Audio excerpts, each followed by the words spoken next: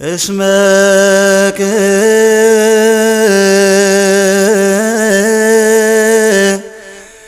ናተቤ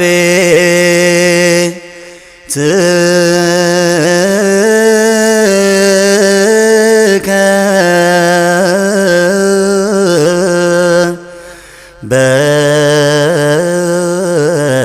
በላኒ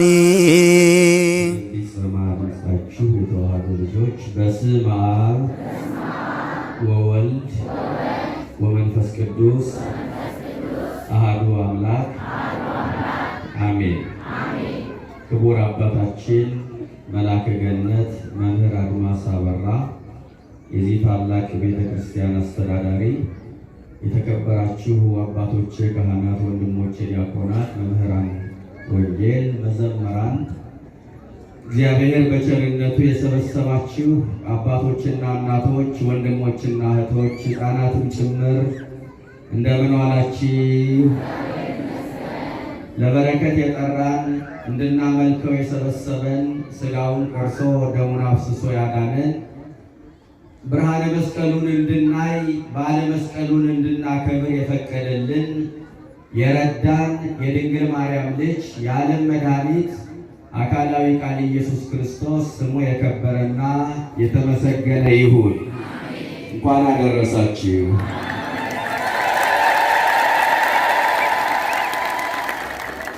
ከቀስት ፊት ያመልጡ ዘንድ ለሚፈሩ ምልክትን ሰጥሃቸው። መዝሙር 59 ቁጥር 4 ላይ ተመዝግቦ የምናገኘው ኃይለ ቃል። በዚህ ኃይለ ቃል ቸሩ አምላካችን ያስተምረናል። እኛም ልጆቹ በማስተዋል ሆነን እናደምጠዋለን። ደካማ መሆናችን እናውቃለን፣ ባዶነታችን እንረዳለን። ነገር ግን በደላችን ሳይመለከት ከሩቅም ከቅርብም አሰባስቦ አባታዊ በሆነው ፍቅሩ ጠርቶ በእድሜያችን ላይ ይችን ሰዓት ተጨማሪ አድርጎ በዚህ ቅዱስ ስፍራ ሰብስቦናልና ልባችን በፍቅር አስማርከን እግዚአብሔር አባታችን ሚለንን እናደምጠዋለን። ለስህተታችን ጥበብን፣ ለድካማችን ኃይልን ከላይ ካርያም ይላክልን። እመብርሃን የምስጢር ጓዳ ነች፣ ለሁላችንንም ምስጢሩን ትግለጥልን። በነገር ሁሉ አምላከ አበው ስሙ የከበረና የተመሰገነ ይሁን። ከቀስት ፊት ያመልጡ ዘንድ በሉ እስኪ ለሚፈሩህ ምልክትን ሰጠሃቸው። ምልክት ሆኖ ስለተሰጠን ቅዱስ መስቀል እግዚአብሔር በረዳን መጠን ለተወሰኑ ደቂቃዎች እንማራለን። ቤተ ክርስቲያን ወቅቱን ጠብቃ ለልጆቿ ተስማሚ የሆነውን መልእክት ታስተላልፋለች። ወርሃ መስከረም ነገረ መስቀሉ የሚዘከርበት ወር ነው። ቤተ ክርስቲያን መስቀሉን ሳታስብ የዋለችበት ቀንና ጊዜ የላትም። ያለ መስቀል የሚከናወን ስርዓት የላትም። እያንዳንዱ ስርዓት አምልኮ የሚፈጸመው በመስቀል ነው።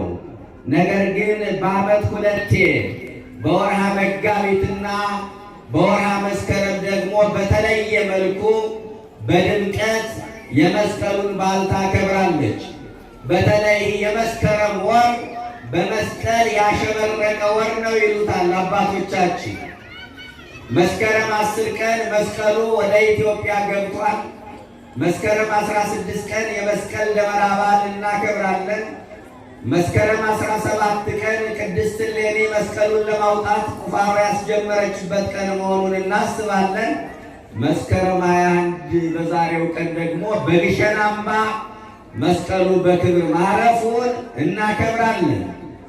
በቅዱስ ያሬድ የዜማ አስተምህሮ የመዝሙር አከፋፈል ስርዓት ደግሞ ከመስከረም 21 ከመስከረም 16 እስከ መስከረም 25 ሰሙነ መስቀል የመስቀል ሳምንት ተብሎ በተለየ መልኩ ይከበራል።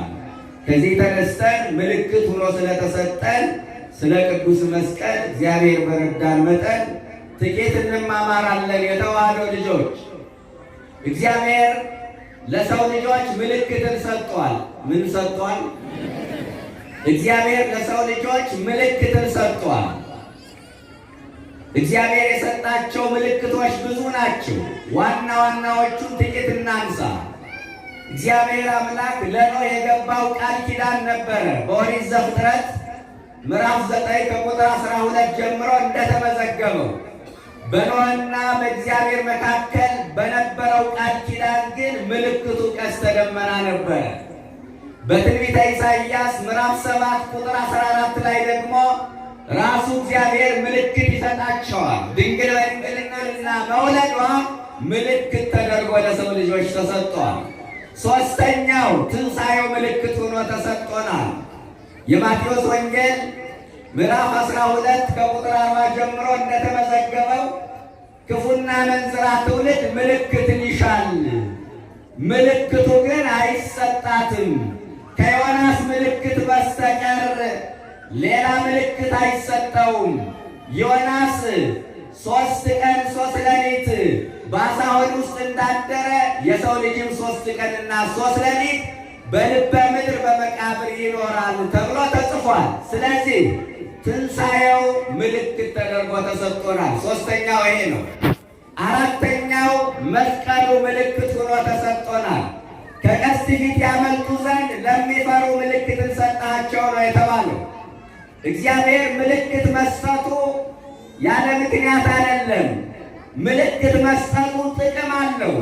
ጥቅሙ ምንድን ነው ካላችሁ ደግሞ ዳዊት መልስ ሰጥቶናል። ከቀስት ፊት ያመልጡ ዘንድ ነው የሚለው።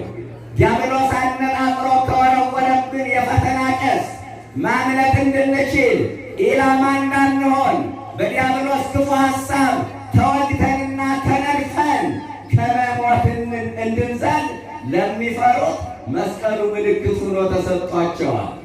ዳዊት ከልደተ ክርስቶስ 2000 ዓመት አስቀድሞ መስቀሉ ምልክት ሆኖ እንደሚሰጠን ትንቢት ተናገረ። ለሚፈሩ ነው የተባለ። የሚፈሩት እነማን ናቸው? እነማን ሊሆኑ ይችላሉ? ኢትዮጵያውያን ናቸው እንጂ። ኢትዮጵያ እጆቿን ወደ እግዚአብሔር ትዘረጋለች ሲባል መሬቲቱ እጅ የላትም፣ ሕዝቦቿን ያመላክታል። ስለዚህ ኢትዮጵያ እጆቿን ወደ እግዚአብሔር ትዘረጋለች ሲባል ኢትዮጵያውያን እግዚአብሔርን ፈርተው ይኖራሉ ነው። ለሚፈሩ ምልክትን ሰጣቸው ማለት ለሚያምኑብህ፣ ለሚያመልኩህ፣ ትእዛዝህን ጠብቀው፣ ሕግህን አክብረው፣ በስምህ ታምነው፣ ስምህን ጠርተው ለሚኖሩ ለኢትዮጵያውያን መስቀሉን ምልክት አድርገህ ሰጣቸው አለ። ዳዊት የተናገረው ቃል ጊዜውን ጠብቆ ተፈጸመ። የተነገረ ትንቢት አይቀርምና ጊዜውን ጠብቆ ትንቢቱ ተፈጸመ። በ14ኛው ክፍለ ዘመን በአፄ ዳዊት አማካይነት መስቀሉ ለኢትዮጵያውያን ልዩ ገጸ በረከት ሆኖ ተበረከተልን። ስሙ ለዘላለም የተመሰገነ ይሁን። ወዳጆችህ እንዲድኑ ነው የሚለው ቀጥሎ ከቀስት ፊት ያመልጡ ዘንድ ለሚፈሩ ምልክትን ሰጣቸው ካለ በኋላ ወዳጆችህ እንዲድኑ አለ።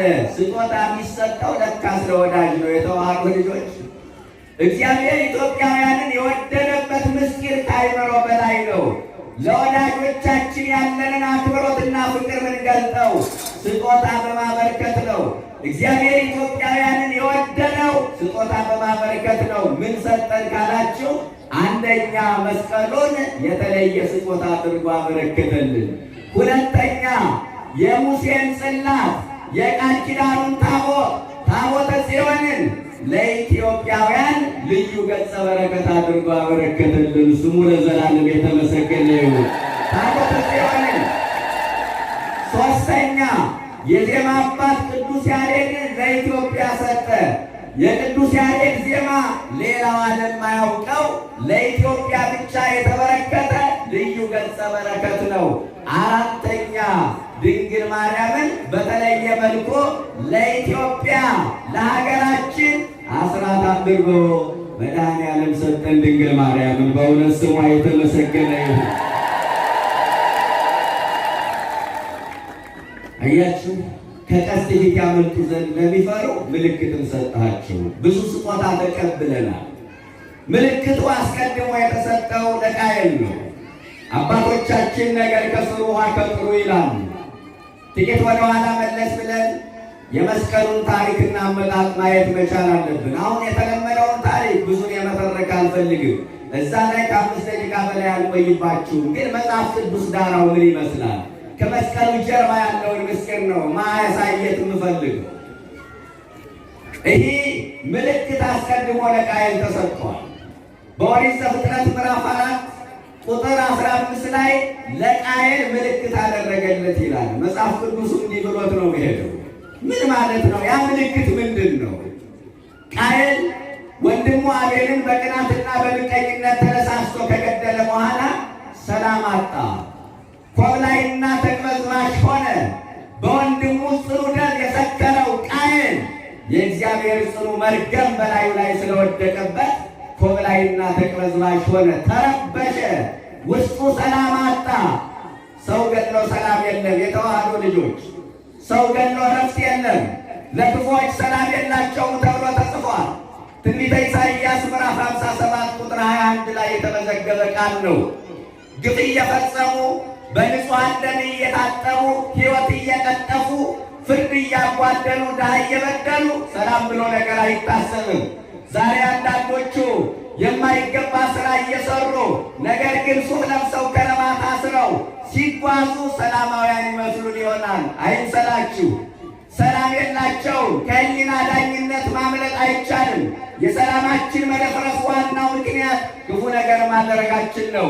አንዳንዶቹ የተደላደለ ሕይወት እየመሩ አልጋ ባልጋ የሆነ ኑሮ እየኖሩ ውስጤ ሰላም የለውም፣ ደስታ አይሰማኝም ብለው ሲናገሩ ሰምታችሁ ታውቃላችሁ?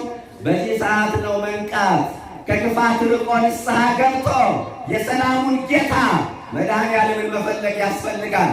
ቃየል ሰላም አጣ። ከዛስ ምን ወሰደ? ምን አማራጭ ተጠቀመ? አንድ ቀን የጸጸት እንባውን ወደ እግዚአብሔር ረጨ። እስከ መቼ አለ ቃየል፣ በምድር ላይ ኮብላይና ተቅበዝባዥ ሁኜ እስከ መቼ እኖራለሁ? ያገኘኝ ሁሉ ይገለኛል አለ። ምን ይገለኛል? ያገኘኝ ሁሉ። ማን አግኝቶ ሊገለው ነው ቃየልን?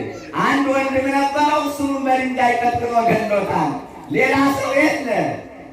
ምን ማለቱ ነው? ያገኘኝ ሁሉ ይገለኛል ማለቱ። ያገኘኝ ያላቸው አጋንንትን ነው።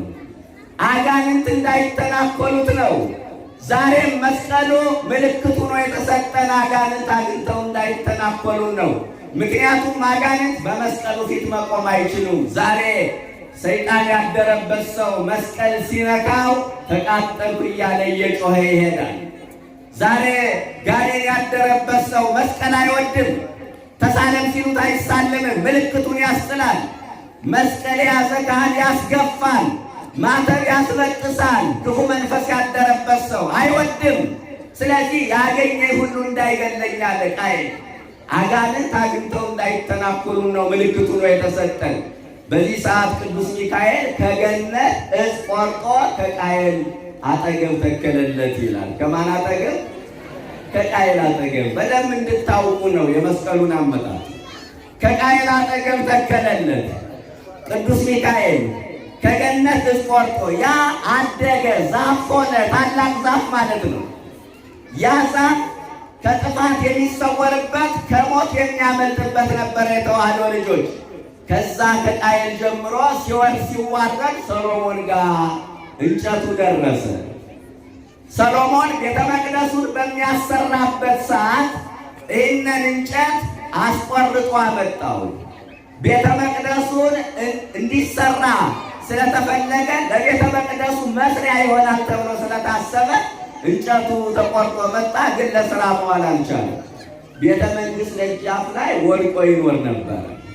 ንግሥት ማክዳ ኢትዮጵያዊቷ ንግሥት ሳባ ምንላት የሰሎሞንን ጥበብ ለማየት ወደ ኢየሩሳሌም በሄደች ጊዜ ይህ እንጨት ቤተ መንግስት ደጃፍ ላይ ወድቆ ይኖር ነበርና እሷም እጢን ይመስል ነገር ከእግሯ ላይ ነበርና እራመዳለሁ ስትል እንጨቱ ሲነቃት እጢው ከእግሯ ላይ ወድቆ ወደቀላት እላቸዋለሁ። የተዋህዶ ልጆች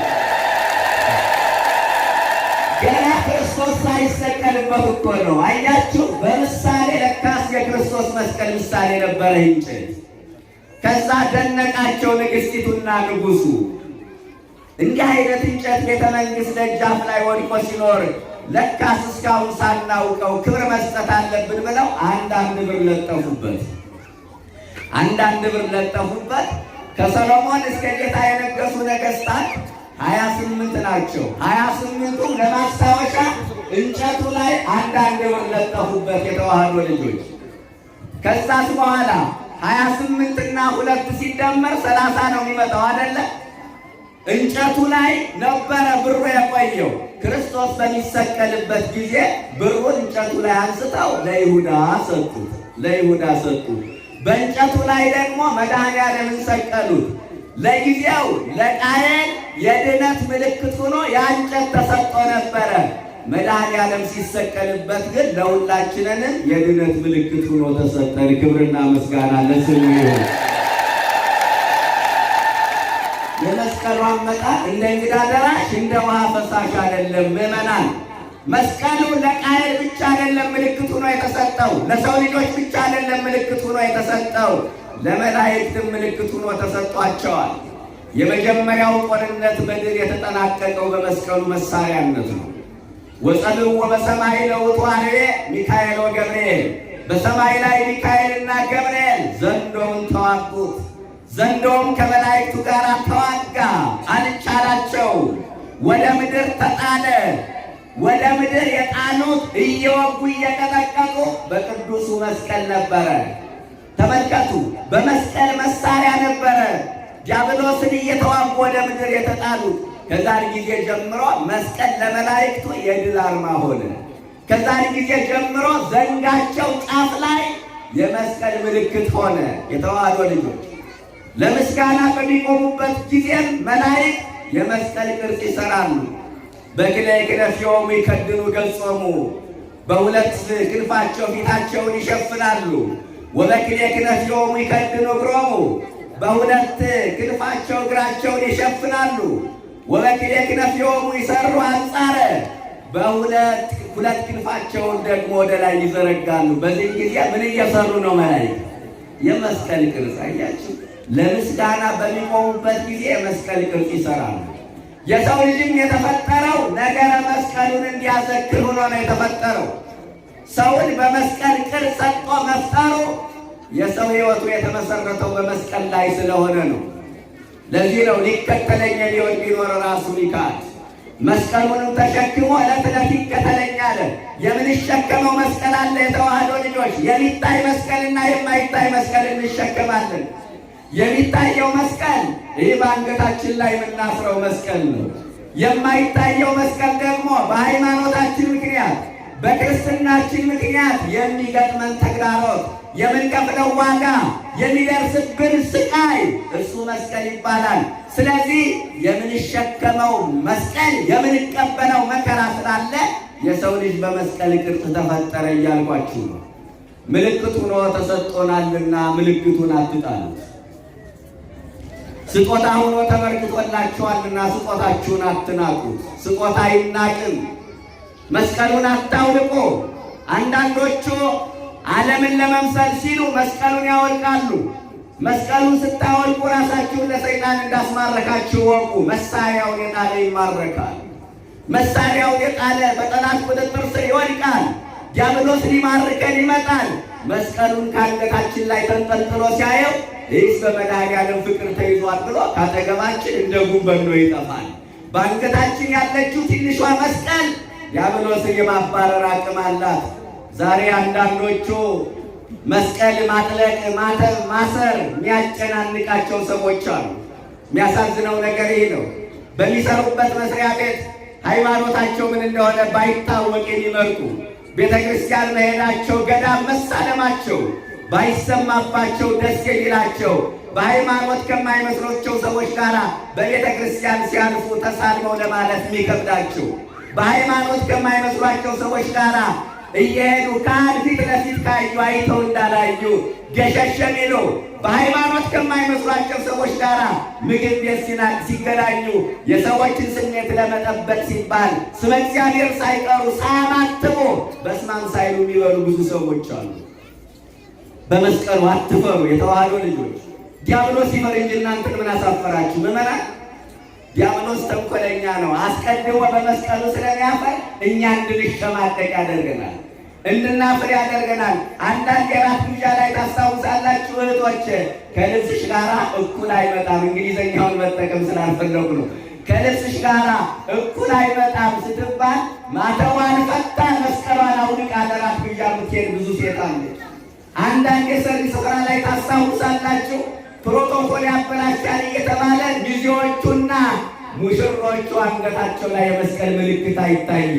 ክርስቶስ ጋብቻቸውን በሚባርክበት ዕለት ማተም መፍታት፣ መስቀል ማውለቅ ምን የሚሉት ክርስትና ነው ወገኖቼ? ኧረ እባካችሁ በመስቀሉ አትፈሩ። ጀግኖቹ ለማተባቸው ሲሉ ተሰውተዋል። ጀግኖቹ ለመስቀላቸው ሲሉ ሰማዕትነትን ተቀብለዋል። እኛ በሰላሙ ጊዜ መስቀሉን የምናወልቀው ማተቡን የምንፈታው ከሆነ የሰማዕታቱ አጥንት ይፋረደናል። በመከራ ጊዜ ያልበጠሱትን ማተብ በቅንጦት ጊዜ መፍታት በእውነት ነውር ነው። የእነሱ አጥንት ይፋረደናል። በኢትዮጵያ ምድር ብዙዎች እኮ ለመስቀላቸው ነው የተሰዉት። ሌላ ምን ዕዳ አለባቸው? ቤተ ክርስቲያን ትቀደስ የኛ ደንብ ሊሰስ እኮ ነው መፈክሩ። ታሪክ ይቆይ እኛ ግን እንጥፋ እኮ ነው መፈክሩ። ምክንያታቸው መስቀሉ ነበረ። ምክንያታቸው ክርስትና ነበረ። ይህ ዘመን በመስቀላችን የምንፈተንበት ዘመን ነው። ዘመነ ሰማዕትነት ወደ ኢትዮጵያ እየመጣ ነው። ደም ሳይፈስባት ሐዋርያ ሳይላክላት ክርስትናን የተቀበለች ሀገር አሁን ግን ደም የሚፈስባት ሀገር ሆናለች። ምዕመናን ደም የሚፈስባት ሀገር ሆናለች። ታስታውሳላችሁ አምና አካባቢ ወደዚህ ወደ ምስራቅ ሐረርጌ ከመከራው ጽናት የተነሳ ቀን ቀን ማተባቸውን ፈተው መስቀላቸውን አውልቀው ኪሳቸው ውስጥ ደብቀውት ይውላሉ። ማታ ማታ ጨለማውን ተገና አድርገው ኪሳቸው ውስጥ የደበቁትን ማተብ እንደገና በአንገታቸው አስረውት ያድራሉ። መከራው ብርታት ሆኗቸው ክርስትናውን ግን ጣፋጭ አደረገላቸው። አያችሁ፣ እዚህ በቤተ ክርስቲያኒቱ ቴሌቪዥን አይታችኋል። ትንሽ ቆየት ብሏል። ወደ 7 ወር 8 ወር አካባቢ ነው። ሐረር አካባቢ የምትኖር አንዲት እንባዋን እያፈሰሰች የተናገረችው እኔ ባይኔ ያየሁትን ነው የምነግራችሁ። 10 እና 15 ብር የሚያስከፍል ባጃጅ አንገታችን ላይ መስቀሉን ሲያዩ 50 ብር ክፈሉ ይሉናል። 50 ብር ክፈሉ ይሉናል። እንከፍላለን። ከዛም በኋላ ቢተውን መልካም ነበረ፣ ማተባችሁን ፍቱ ይሉናል። አይሆንም ስንላቸው በያዙት ነገር ይበጥሱታል። ሽሮዎቹ አለች። አያችሁ፣ ጀግኖቹ በማተባቸው የሚፈተኑበት ዘመን ነው። እኛ በቅንጦት ጊዜ መስቀል ማውለቅ፣ ማተብ መፍታት ምን የሚሉት ነው? ምዕመናን ነውር እኮ ነው፣ ነውር ነው በእውነት። እንዴ ምልክቱ ነው የተሰጠን በአንገታችን እንድናጠልቀው ብቻ አይደለም። የተዋሕዶ ልጆች ዋጋ እንድንከፍልበት ነው። ይህንን እመኑ። ልንታሰርበትም ጭምር ነው። ሰማዕት ልንሆንበትም ጭምር ነው። መከራም ልንቀበልበት ጭምር ነው እንጂ አንገት ላይ ለማንጠልጠል ብቻ አይደለም። ይህንን ማመን መቻል አለብን። አንገት ላይ ለማንጠልጠል ብቻ አይደለም። ይህንን ነው ብዙዎቻችን ያልተረዳ ነው። የተዋሕዶ ልጆች ምልክቱ ነው ስለተሰጠን በአንገታችን እናጠልቀዋለን። ምልክቱ ነው ስለተሰጠን በልብሳችን እንጠልፈዋለን። ከቀስት ፊት ያመልጡ ዘንድ ነው ርሴ ለሚፈሩ ምልክትን ሰጣቸው። ምልክቱ ነው ስለተሰጠን እናቶቻችን በጥበባችሁ በቀሚሳችሁ ላይ የመስቀል ምልክት አለ። ወንዶቹ በጋቢያችን በነጠላችን ላይ የመስቀል ምልክት አለ። የተዋሕዶ ልጆች የመስቀል ምልክት አለ። አያችሁ፣ ይህንን ባዩ ቁጥር ሰዎች ግን ይጠሉናል። ወትከውኑ ጽኑዓነ በእንተ ስሜ፣ ስለ ስሜ በአሕዛብ ዘንድ የተጠላችሁ ትሆናላችሁ አለ። የማቴዎስ ወንጌል ምዕራፍ 24 ቁጥር 9 ላይ የተመዘገበ ቃል ነው። ምን ማለት ይሆን ትርጉሙ? ስለ ስሜ ማለት ማተብ ስላሰራችሁ፣ መስቀል ስላጠለቃችሁ፣ በወልድ ውሉድ በክርስቶስ ክርስቲያን ስለተባላችሁ፣ ኦርቶዶክሳውያን ስለሆናችሁ፣ ክርስቲያኖች ስለሆናችሁ ስለ ስሜ ትጠላላችሁ አለ። ይህ ነው እየሆነ ያለው። አንዳንድ መስሪያ ቤት የሃይማኖት መስሪያ ቤት እስኪመስል ድረስ ማተብ ያሰረ መስቀል ያጠለቀ ክርስቲያን ሲያዩ የሚነስራቸው ዛራቸው የሚነሳባቸው ባለስልጣኖች አሉ። አንዳንድ ቦታ ላይ ታስታውሳላችሁ፣ ፕሮቶኮል ያበላሻል። ለዚህ ቦታ መስቀል አይመጥንም፣ ማተብሽን ፍቺው መስቀልሽን አውርጁ የሚባልባቸው ስፍራዎች እኮ አሉ። ይታወቃላችሁ። አያችሁ። ስለዚህ በማተባችን ዋጋ የምንከፍልበት ዘመን ነው። እኔ አሁን ታሪክ ተርኮ ማውረድ አይደለም ዓላማዬ። ከመስቀሉ ጀርባ ያለውን መከራ ነው ማሳየት የምፈልገው። ምልክቱ ስናጠልቀው አንገት ላይ ለማሰር ብቻ አይደለም፣ ከመስቀሉ ጀርባ ያለውን መከራ መቀበል ነው። ነጥብ እሱ ነው። ስለዚህ ምልክቱ ነው ስለተሰጠን ቅድም እንዳልኳችሁ በአንገታችን እናስረዋለን፣ በልብሳችን እንጠልፈዋለን። ምልክቱ ነው ስለተሰጠን ምግብ ስንበላ እናማትባለን። ምልክቱ ነው ስለተሰጠን ስንጠጣ እናማትባለን። ምልክቱ ነው ስለተሰጠን ከቤት ስንወጣ እናማትባለን። ምልክቱ ነው ስለተሰጠን ወደ ቤታችን ስንገባ በሩን ስንከፍት እናማትባለን። መንገድ ስንጀምር እናማትባለን። እናቶቻችን ሊጥ አቡክተው የመስቀል ቅርጽ ይሰሩበታል። በስመ አብ ወወልድ ወመንፈስ ቅዱስ ብለው ይባርኩታል። ዛሬ እናቶች በስመ አብ የሚሉ ዱቄት ሲያልቅ ነው አሉ። አዎ የድሮ እናቶቻችን ግን በስመ አብ ብለው የመስቀል ቅርጽ ይሰራሉ። ምን ብቻ ነው እናንተ እናቶች? እኔ ገጠር ተወልጄ ነው ያደግኩኝ። ለልጆቻቸው ጡት ሲያጠቡ ዛሬ እንኳን ጡት ማጥባቱን ቀርቷል አሉ እና ለልጆቻቸው ጡት ሲያጠቡ በስመ አብ ወወልድ ወመንፈስ ቅዱስ ብለው ጡታቸውን ይባርኩታል። አያችሁ፣ ጡታቸው እስከዚህ ድረስ ነበረ። ፀጉራችን ሲላችሁን በልጅነታችን በስመ አብ ወወልድ ወመንፈስ ቅዱስ ብለው ቅድሚያ ያማትባሉ።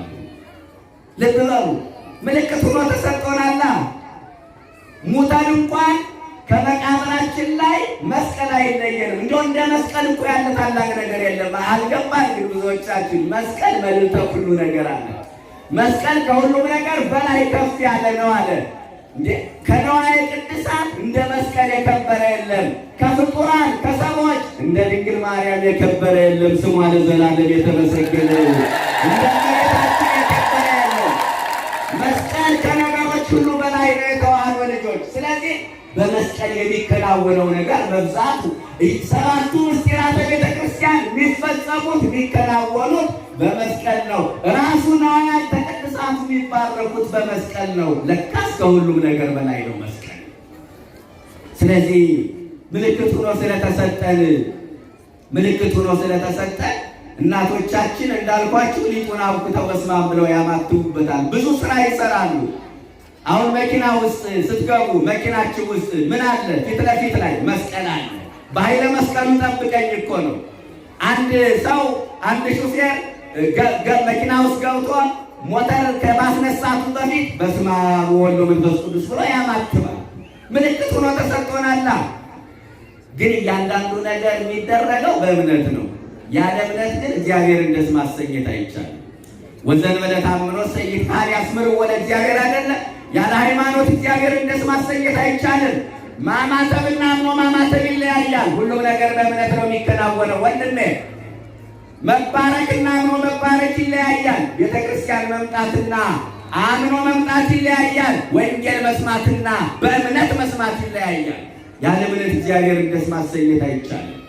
ምልክት ሆኖ ስለተሰጠን መስቀል ኃይላችን ነው እንላለን። ኃይለ እግዚአብሔር ተፈጽሞበታልና ምልክት ሆኖ ስለተሰጠን መስቀል ጽናችን ነው እንላለን። ጻድቃንን ለገዳም ሰማዕታትን ለደም ሊቃውንትን ለድርሰት ያተጋ ያበረታ ያጸና መስቀሉ ነውና መስቀል ቤዛችን ነው እንላለን። ምልክት ሆኖ ስለተሰጠን ዲያብሎስ ሙቶበታልና ሰው አዲስ ፍጥረት ሆኖበታልና ረቂቃን አጋንንት ድል ተነስተውበታልና መስቀል ቤዛችን ነው እንላለን። ኧረ ስሙ የተመሰገነ ይሁን። ማማተብን እንደ ቀላል ነገር አድርጋችሁ እንዳትወስዱ። አንዳንዶቹ ቶሎ ሲያማትቡ ግን ለመሆን ባልሆነ የምታማትብ የሚሉ ሰዎች አሉ። ጥቅሙን ያወቁ ናቸው ቶሎ የሚያማትቡ። እኛ ስላልገባን ነው። ማማተብ ጥቅም አለው፣ አለማማተብ ጉዳት አለው። ዘይቤር ወጸባ ለይደዌ ያለ ዳዊት በመዝሙር 17 ቁጥር 34 ላይ ለጣቶች ሰልፍን ያስተምራል አለ። ዲያብሎስን እናሸንፈው በትንሿ ጣታችን መስቀል ሰርተን ነው። የተዋህዶ ልጆች በትንሿ ጣታችን አያችሁ፣ ስታዩት አቅሟ ትንሽ ናት፣ ግን ከዲያብሎስ ጋር ሰልፍ የምናደርገው ተዋግተን ዲያብሎስን የምንጥለው በትንሿ ጣታችን ነው። ማማተብ ጥቅም አለው፣ ምልክቱ ሆኖ ተሰጥቶናልና። አለማማተብ ጉዳት አለው። ሁለት መነኮሳት አንድ ገዳም ላይ ይኖራሉ። የመጽሐፈ መነኮሳት አንድ ታሪክ ልንገራችሁ። በፍትሐ ነገሥቱ ላይም ተቀምጧል አንቀጸ ጸሎት ላይ እና አንድ ሰይጣን መቼም ማስመሰል ያውቅበታል። መነኩሴ መስሎ ከኔ ጋር ናችሁ? ግን መነኩሴ መስሎ ወደ ሁለት አባቶች ሄደ እና ጥቂት ሲያጨዋውታቸው ቆይቶ በእናንተ ፍቅር ተስቤ እኔ ወደ እናንተ እንደመጣሁ የኔን ገዳም ደግሞ ላሳያችሁ አላቸው። መንፈሳዊ ፍቅር እንዲያለውና ያስገድዳልና አብረውት ተከትለውት ይሄዱ። ገደል አፋፍ ላይ ሲደርሱ ሰይጣን ደመናውን በምታት አምጥቶ በደም ማለት ይሄ ገደል አፋፍ ላይ ሲደርሱ ደመና አይደለም ግን የሚመስል ደመና በምታት ደመናውን አምጥቶ በዚህ ተሳፈሩ አላቸው። አንደኛው አባት ሁልጊዜ ሳያማትቡ ስራ ይሰሩ። ተመልከቱ፣ እያንዳንዷን እንቅስቃሴ በማማተብ ነው የሚያከናውኗት። አይ በዚህማ ዝም ብዬ ስሳፈር እንዴት ሳላማትብ ብለው በስመ አብ ወወልድ ወመንፈስ ቅዱስ ብለው ሲያማትቡ አጄው እንደ ጢስተርኖ እንደ ትቢያ በኖ ጠፋ ካጠገባቸው። ሳያማትብ የገባው ለካሲያ ደመና ያስመሰለው ገደል ኑሯን ተከስክሶ ሞተ። አለማማተብ ጉዳት አለው፣ ማማተብ ጥቅም አለው። ከቀስት ፊት ያመልጡ ዘንድ ለሚፈሩ ምልክትን ሰጠሃቸው። እስካሁን ያየነው ለመላእክት ምልክት ሆኖ እንደተሰጠ ለሰው ልጆች ምልክት ሆኖ እንደተሰጠ ነው። ሶስተኛ ለቤተ ክርስቲያኒቱ ምልክት ሆኖ ተሰጥቷል። ለማን? ቤተ ክርስቲያን ጉልላት ላይ የመስቀል ምልክት አለ። ይሄ ለየት ብቻ እንዳይመስላችሁ፣ መስቀል ለቤተ ክርስቲያን ምልክት ሆኖ ተሰጥቷል። ለየት ብቻ እንዳይመስላችሁ፣ ለውበት ብቻ እንዳይመስላችሁ፣ ለአርማነት ብቻ እንዳይመስላችሁ። የተዋህዶ ልጆች ምዕመናን አራት ነገር እንዲያስታውሱ ነው ጉልላቱ ላይ መስቀል የተተከለው። ስንት ነገር እንዲያስታውሱ? አራት ነገር እንዲያስታውሱ ነው። ሰውና እግዚአብሔር የሚገናኙበት፣ ሥጋው ደግሞ የሚፈተትበት፣ መስዋዕት የሚሰዋበት ቤተ መቅደሱ መስቀል ተሸክሞ መታየቱ የጌታ ቤተ መቅደስ ለመሆን የተሰሩ ምዕመናን ሁልጊዜ ነገረ መስቀሉን ተሸክመው መኖር አለባቸው ነው እውነቱ። አያችሁ፣ ስንቶቻችን ይገባናል? ነገረ መስቀሉን ተሸክመን መኖር እንዳለብን ለማስረዳት ነው ጉልላቱ ላይ መስቀል የሚተከለው። የተዋህዶ ልጆች እኛ የእግዚአብሔር ቤተ መቅደሶች ነን። ሁልጊዜ መስቀሉን ተሸክመን መኖር አለብን። መስቀሉን በዓይነ ሕሊና መመልከት፣ በልባችን ማተም አለብን። በልባችን ማተም ምንድን ነው የሚለው? በዚህ በማቴዎስ ወንጌል ላይ ራስ ቅል በሚባል ስፍራ ሰቀሉት ይላል። እስቲ ቃል ተናገሩት። በቀራንዮ በሉ። ራስ ቅል በሚባል ስፍራ ሰቀሉት። ራስ ቅል በሚባል ስፍራ መድኃኔዓለም የተሰቀለው ለምን ይመስላችኋል? የተዋህዶ ልጆች መስቀል ሁልጊዜ በሰው ልጆች ጭንቅላት ተተክሎ መኖሩን ለማስታወስ ነው። ሁልጊዜ መታሰብ በጭንቅላት መሸከም እንዳለብን ነው። ቤተ መቅደሱ ያለ መስቀል ትርጉም የለውም። ክርስቲያንም ያለ መስቀሉ ኩራትና ትምክህት ሊኖረው አይገባም። ክርስቲያኖች ያለ መስቀል፣ ቤተ መቅደሱ ያለ መስቀል ውበት እንደሌለው፣ ትርጉም እንደሌለው፣ አንድ ክርስቲያንም ክርስትናው መስቀል አልባ ከሆነ ጥያቄ ምልክት ውስጥ ይገባል። ያለ መስቀል ክርስትና የለም። ስለዚህ የጌታ ቤተ መቅደስ ለመሆን የተሰሩ ምዕመናን ሁልጊዜ መስቀሉን ተሸክመው መከራውን አስበው መኖር እንዳለባቸው ለማስረዳት ቤተ ክርስቲያን ጉልላት ላይ መስቀል ይተከላል። አንደኛው ይሄ ነው። ሁለተኛው ለቤተ ክርስቲያን መስቀሉ ምልክት ሆኖ የተሰጠው ውለታውን እንድናስብ ነው። ምኑን እንድናስብ? ውለታውን፣ ፍቅሩን እንድናስብ ነው። ቀና ብለን ጉልላት ላይ ያለውን መስቀል ስናይ ውለታው ትዝ ይለናል፣ ፍቅሩ ትዝ ይለናል። መስቀሉንም ካላየን ውለታው እንዴት ይገባናል? ምዕመናን፣ መስቀሉንም ካላየን ፍቅሩ እንዴት ይመጣልናል? ክርስቲያን የሚሞተው የመስቀሉን ውለታ የረሳ ዕለት ነው። ዛሬ በጸጋው ድነናል ብለው የሚቀልዱ ሰዎች የሞቱ መቼ እንደሆነ ታውቃላችሁ? የመስቀሉን ፍቅር ከጭንቅላታቸው አውጥተው የጣሉ ዕለት ነው። እነ የዋህ ማውሊት ዳራቸውን፣ እነ አብርሃም መራዊ ጫጉላ ቤታቸውን፣ እነ አፄ ካሌብ ቤተ መንግሥታቸውን ለቀው መከራ ወደ በዛበት ገዳም የገቡት በመስቀሉ ውለታና ፍቅር ተማርከው ነው። ቀና ብለን መስቀሉን ስናይ የሾህ አክሊል ደፍቶ ጎኑን በጦር ተወግቶ ቀራንዮ የዋለው ጌታ በውስጣችን ይሳላል የተዋህዶ ልጆች። ስለዚህ ውለታውን እንድናስብ ቤተክርስቲያን ጉልላት ላይ መስቀል ይታከላል። የአደባባይ ነዋ። ከዚህ ከአንገታችን ከምናጠልቀው በላይ የአደባባይ ስለሆነ ከሩቅ ስንመጣ ቀና ብለን ጉልላቱን ስናየው መስቀሉ ላይ የተፈጸመው ውለታ ትዝ ይለናል። ይህ ነው ሁለተኛው። ሶስተኛው ለቤተ ክርስቲያን ምልክት ሆኖ መስቀሉ የተሰጠው በደም የተገዛን መሆናችን ለማሰብ ነው። ምን አልኳችሁ? በደም የተገዛን በዋጋ ተገዝታችኋል ይላል ቅዱስ ጳውሎስ። አንደኛ ቆሮንቶስ ምዕራፍ 6 ቁጥር 18 ላይ የተመዘገበ ቃል ነው። ያ ዋጋ የወርቅ ዋጋ አይደለም። ያ ዋጋ የብር ዋጋ አይደለም፣ የደም ዋጋ ነው። ክርስቶስ የገዛን በደሙ ነው። ከአቤል ጀምሮ እስከ ቀራንዮ የፈሰሰው ደም ሰውን ሁሉ መግዛት አልቻለን። ቀራንዮ ላይ የፈሰሰው ደም ግን ሰውን ሁሉ ገዛ። ሰው ክቡር ፍጥረት ነው። ለክብሩ የሚመጥር ነገር መድኃኒዓለም ያጣለት በደሙ ገዛው። ኧረ ስሙ ለዘላለም የተመሰገነ ይሁን። ለክብሩ የሚመጥር ነገር ስላጣ በደሙ ገዛው። የገዛን ደግሞ ባሪያ ሊያደርገን አይደለም።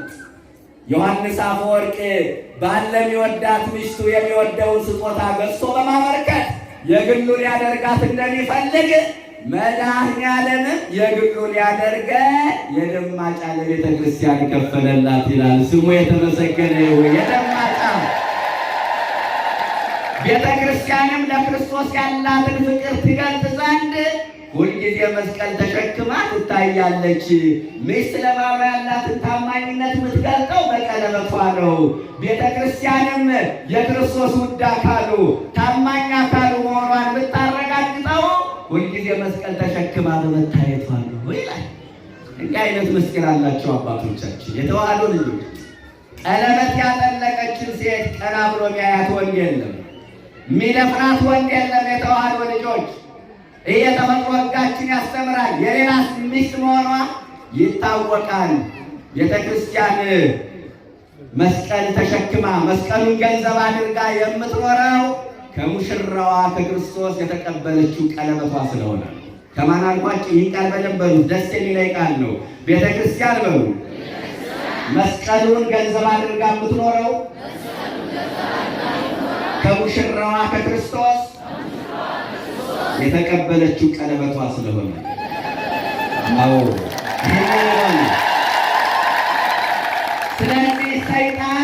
ስለዚህ ሰይጣን የደም ማጫ የተከፈለላት ቤተ ክርስቲያን ስለሆነች የደም ማጫ ስለተከፈለላት ቀና ብሎ ደፍሮ አያትም። ሰይጣን ይፈትናታል፣ ግን ማሸነፍ አይችልም። የተዋህዶ ልጆች ይህንን ማሰብ ያስፈልጋል። ሶስተኛው ይሄ ነው፣ በደም የተገዛን መሆናችን ለማስታወስ ነው። አራተኛውና የመጨረሻው ነገረ ምጽአቱን እንድናስብ ነው። ለቤተ ክርስቲያን መስቀሉ ምልክቱ ነው የተሰጣት። ምን እንድናስብ? ነገረ ምጽአቱን። ምጽአቱን ከምናስብባቸው መንገዶች አንዱ መስቀሉ ነው። ምዕመናን መስቀሉ ነው። መስቀሉ ነው ጉልላቱ ጌታ የሚገለጥባትን የደብረ ጽዮንን ተራራ ትወክልልናለች። በመጨረሻው ቀን መድኃኒዓለም የሚገለጥባትን መስቀሉ ላይ ጉልላቱ ላይ ያለው መስቀል ደግሞ መድኃኒዓለም በደብረ ጽዮን መገለጡን አመላካች ነው። ይህ ብቻ አይደለም። 7 የሰጎን እንቁላሎች አሉ። 7ቱ የሰጎን እንቁላሎች ዮሐንስ በራእዩ ያያቸው የ7ቱ ከዋክብት ምሳሌዎች ናቸው። የዮሐንስ ራእይ ምዕራፍ 1 ቁጥር 7። ይህ ብቻ አይደለም። ሰጎን የምዕመናን ምሳሌ ነች። ሰጎን ለ40 ቀን እንቁላሏን ከዓይኗ አትለየውም። ዞር ካለች ደርቆ አይፈለፈላትም። ስለዚህ 40 ቀን ትኩር ብላ ትመለከተዋለች። 40 ቀን ሲሞላት ጫጭቶች ተወስነው ድምፅ ያሰሟታል፣ ሰብራ ታወጣቸዋለች። ሰጎን የምዕመናን ምሳሌ ነው። እንቁላሉ የነገረ መስቀሉ ምሳሌ ነው። ለ40 ቀን ሰጎን ትኩር ብላ እንደምታየው ጌታ እስኪመጣ ድረስ እኛም ነገረ መስቀሉን በዓይነ ሥጋ እያየነው በዓይነ ሕሊና እየተመለከትነ ፍቅሩንና ውለታውን እያሰብን እንደ ሰጎኗ የመኖራችን ምሳሌ ነው ምዕመናን። ስለዚህ ምጽአቱን እናስባለን። ለቤተ ክርስቲያን ምልክቱ ነው በተሰጣት መስቀል። ይህንን ያልተረዱ ሰዎች ናቸው እንግዲህ ሲያጥላሉ የምናየው። ጨርሻለሁ። ይህንን ያልተረዱ ሰዎች ሲያጥላሉ እናያለን። ይህ ምስጢር ያልገባቸው ሰዎች መስቀሉን ሲተቹት እንመለከታለን። ለነገሩ ትንቢት አለና ወደው አይደለም። ብዙዎቹ ለክርስቶስ መስቀል ምን ሆነው ይመላለሳሉ? ጠላት ሆነው ይመላለሳሉ። ለምንድን ነው መስቀልን የሚጠሉት? አይናገር፣ ቂም አይዝ፣ አይበቀል። ለምንድን ነው ጠላት የሆኑት ብዙዎቹ ለመስቀሉ? እኛ እኮ ምዕመናን ክርስቶስን መስቀሉን የምንወደው ክርስቶስን ስለምንወድ ነው። የክርስቶስ የሆነውን ሁሉ ክርስቶስን ስለምንወድ እንወዳለን። አክሊለ ሦኩን እንወደዋለን። መከራ የተቀበለበት ቢሆንም ግን ክርስቶስን ስለምንወድ አክሊለ ሦኩን እንወደዋለን። የተወጋበትን ጦር እንወደዋለን። የተቸነከረበትን ችንካር እንወደዋለን። ሚስማሩን እንወደዋለን። አህያ ላይ ቢቀመጥ አህያዋን እናከብራለን። ለምን? ክርስቶስን ስለምንወድ የክርስቶስ የሆነውን ሁሉ እንወዳለን። ሰዎች ክርስቶስን እንወዳለን እያሉ መስቀሉን ከጠሉት ሌላ የሚወዱት ነገር ቢኖር ነው እንጂ ያስብላል። ታዲያ ሌላ ምን ሊባል ይችላል? እና መስቀሉን ያጥላሉታል። ያሳዝናል። የእኛ ሀገር ጉደኞች ደግሞ ዓለም የተቀበለውን በቅርስነት የመዘገበውን ቢያንስ እንኳን በብሔራዊ ደረጃ ምን አለ ብለው ቢቀበሉ። በጣም የሚያሳዝነው ነገር ይሄ ነው። ዓለም መስቀልን አሁን አይገፋም። ዶላር ይገኝበታል፣ ገንዘብ ይመጣበታል፣ ሀብት ይሰበሰብበታል። ዓለም መስቀልን አሁን ያከብረዋል። ዓለም የሚፈልገው ግን መስቀሉን ለሀብት ብሎ ሊሆን ይችላል። እኛ ግን መስቀሉን የምንፈልገው ሌላው በሚፈልግበት መነጽር አይደለም። መንፈሳዊ ጥቅሙን ፈልገን ነው፣ በረከቱን ፈልገን ነው። የእኛ ሀገር ጉደኞች ግን አሁንም ድረስ መስቀሉን ሲያጥላሉት እናያለን። ይሄ ያሳዝናል። ስለዚህ የማይረባ ምሳሌ ይመስላሉ። ምን ይላሉ? አባትህ የተገደለበት ጩቤ ወድቆ ብታገኘው ትስመዋለህ እንዴ? ታከብረዋለህ እንዴ? እንደማታከብረው እርግጠኛ ነኝ ይሉታል። እዛ ጥያቄና መልሱ እነሱ ነው የሚሰሩት። መስቀል ግን የገደለ ዲያብሎስን ነው ክርስቶስን ነው? ምዕመናን ጥልን በምኑ ገደለ? ጠላትነቱ ለዲያብሎስ ወይስ ለክርስቶስ? ለዲያብሎስ ነው። እሱማ በፈቃዱ ነው የሞተ። ስለዚህ የማይረባ ምሳሌ እየሰጡ ሰውን ያስበረግጉታል። ይህ ብቻ አይደለም። ለምንድን ነው መስቀል የምትስመው ይላሉ። ምን በሏቸው? አጭር መልስ ስጧቸው። ለምን መስቀል ትስማለህ ሲሉ የተቀደሰን ነገር መሳም እንደሚገባ መጽሐፍ ቅዱስ ስለነገረ ይበሉ። ኦሪት ዘጸአት ምዕራፍ 29 ቁጥር 30 ሙሴ የመገናኛውን ድንኳን በቅዱሱ ቅባት እንዲቀባው እንዲያከብረው ታዘዘ። ከጨረሰ በኋላ ስራውን ይህንን በቅዱሱ ቅባት የከበረውን የሳመ ይቀደሳል አለ። ታዲያ በቅዱሱ ቅባት የከበረውን የመገናኛ ድንኳን የሳመ ቅዱስ ከሆነ የክርስቶስ ደም የፈሰሰበትን መስቀል ብንስመው ጥፋታችን ምኑ ጋር ነው? ከመጽሐፍ ቅዱስ ወጣችኋል የሚያሰኘን ምኑ ነው? የተዋህዶ ልጆች በመስቀል ለምን ትባረካላችሁ ሲሏችሁ በመስቀል መባረክ እንደሚገባ የነገረኝ አባቴ ያዕቆብ ነው በሉት። አጭር መልስ። ኦሪት ዘፍጥረት ምዕራፍ 48 ቁጥር 14 ላይ እጆቹን አመሳቅሎ ኤፍሬምና ምናሴን ባረካቸው። ገና በብሉይ ኪዳን በመስቀል ቡራኬ እንደሚፈጸም ነገረን ያዕቆብ። እኛ ከያዕቆብ አልበልጥም፣ ተገልጦለት ነው። ለምን መስቀሉ ኃይል የለውም ሲሏችሁ እንኳን የክርስቶስ መስቀል የሙሴ በትር ኃይል አላት በሉ። ከኔ ጋር ናችሁ? ግን እንኳን የክርስቶስ መስቀል የማን በትር? የሙሴ በትር ኃይል አላት። ኦሪት ዘጸአት ምዕራፍ 4 ቁጥር 17 ላይ የሙሴ በትር ኤርትራን ከፍላለች፣ ሕዝቡን በደረቅ አሻግራለች። የሙሴ በትር ኃይል ካላት የጌታ የመስቀልማ ኃይል አለው ብላችሁ መልስቱ። መስቀሉ ኃይል የለውም ይሏቸዋል። ኃይለ እግዚአብሔር ተፈጽሞበታል። ለሚጠፉት ሞኝነት ነው፣ ለምናምንበት ለእኛ ግን ኃይል ነው ተብሎ ተጽፏል በሉት። እንኳን የክርስቶስ መስቀል በሉት የኤልያስ ጨርቅ ኃይል አለው። እያነጻጸራችሁ ሂዱ። በሎጂክ ሲመጣ በሎጂክ፣ በጥቅስ ሲመጣ በጥቅስ መናፍቁን መልሱት።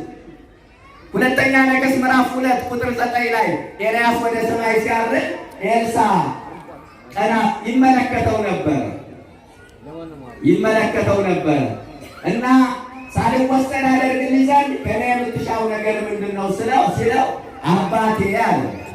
አባቴ መንፈስህ በእኔ ላይ 2 እጥፍ እንዲሆን እፈልጋለሁ አለው። ብታየኝ ይሆንልሃል አለው።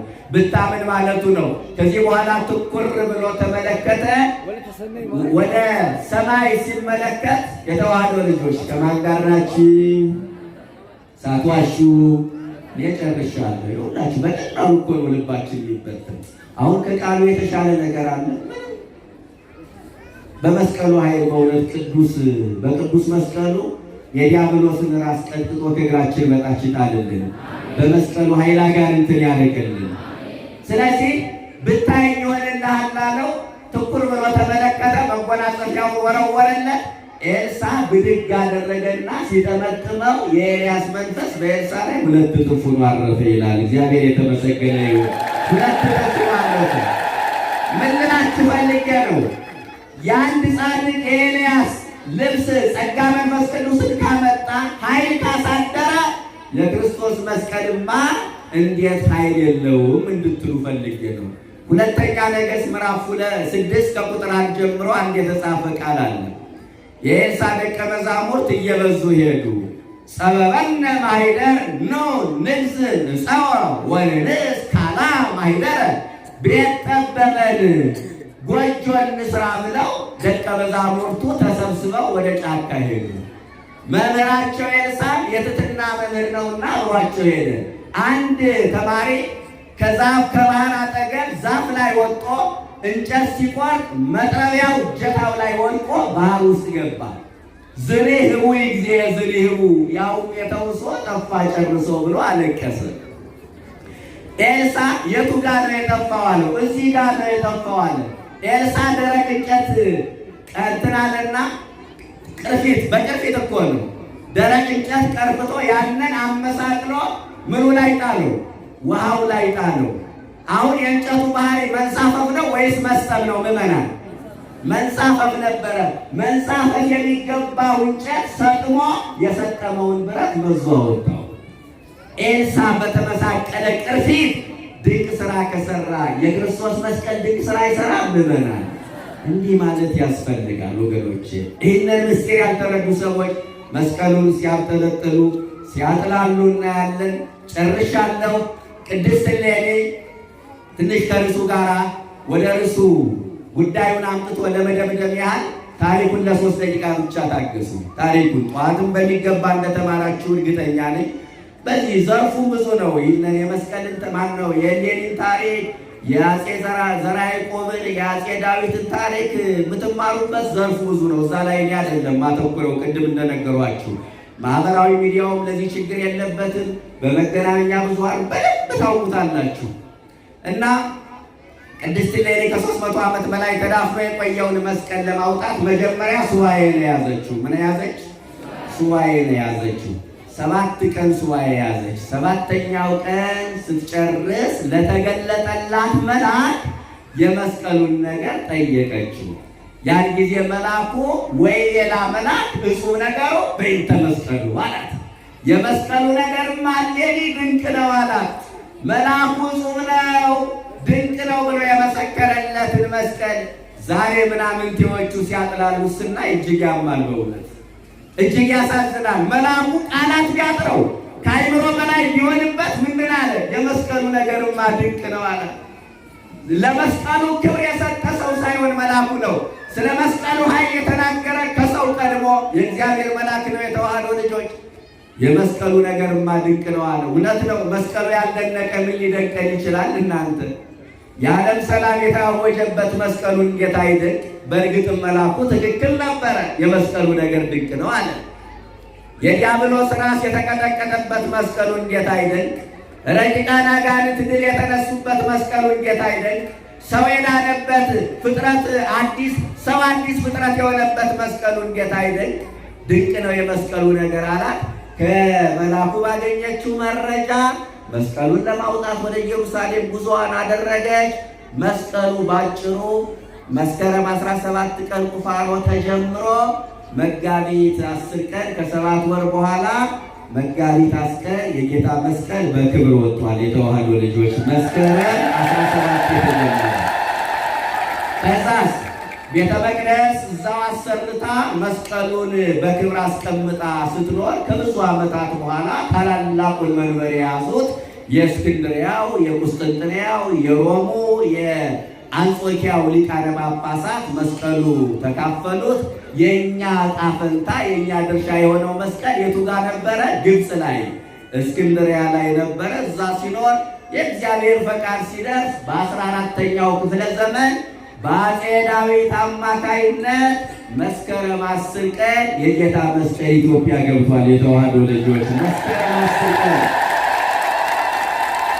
አፄ ዘርዓ ያዕቆብ አፄ ዳዊት ከሞቱ በኋላ አፄ ዘርዓ ያዕቆብ መስቀሉን የቱ ጋር ማሳረፍ እንዳለባቸው ቦታ ሲያፈላልጉለት ቆይተዋል። ምክንያቱም መስቀሉ ባረፈበት ቦታ መሬት ትንቀጠቀጣለች፣ ተራራው ይናዳል፣ ችግር ይፈጠራል፣ ምልክት ያሳያል። ግራ ገባቸው። መጨረሻ ላይ ለ7 ቀን ሱባኤ ያዙ። ከ7 ቀን በኋላ መልአኩ ተገለጠላቸው። ተመልከቱ፣ 7 ቀን ሱባኤ ያዙ። በ7ኛው ቀን ሱባኤው ተገለጠላቸው። አንብር መስቀሌ በዲበ መስቀል፣ መስቀሌን በመስቀል ቦታ አስቀምጥ አላቸው። የግሸን ተራራ ቁልጭ ብላ ታየቻቸው። መስከረም 21 በዛሬው ቀን የጌታችን መስቀል በግሸን አምባ በክብር ለማረፍ በቅቷል። የተዋህዶ ልጆች በዛሬው ቀን ከቀስት ቤት ያመልጡ ዘንድ ለሚፈሩ ምልክትን ሰጣቸው። ዳዊት የተናገረው ቀን ትንቢት መስከረም 21 ቀን ግሸን ላይ በመቀመጡ የዳዊት የትንቢት ቃል ተፈጸመ እላቸዋለሁ። እግዚአብሔር የተመሰገነ ይሁን። ስለዚህ ያ አይሁድ የደፈሩት መስቀል፣ ቆሻሻ የጣሉበት መስቀል ተዳፍኖ አልቀረም።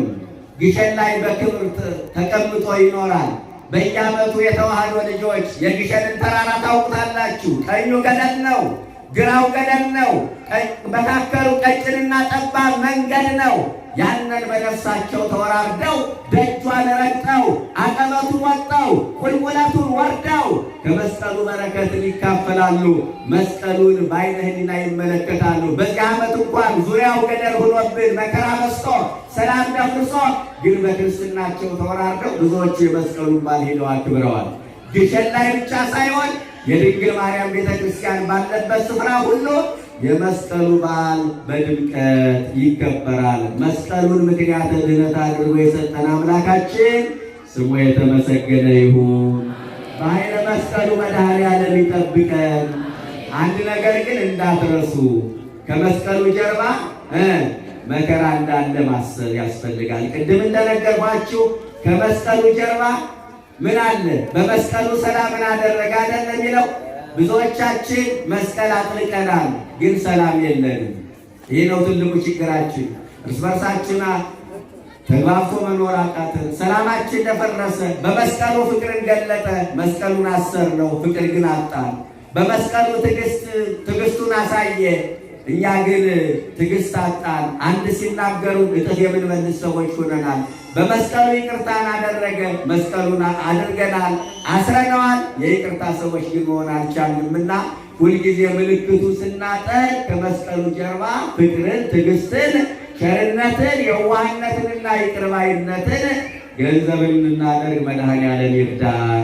እንደ ዛሬዋ ቀን የዛሬ ዓመት በሰላም ደርሰን የመስቀሉን በዓል እንድናከብር ቸርነቱ ይርዳን። ወስብሐት ለእግዚአብሔር።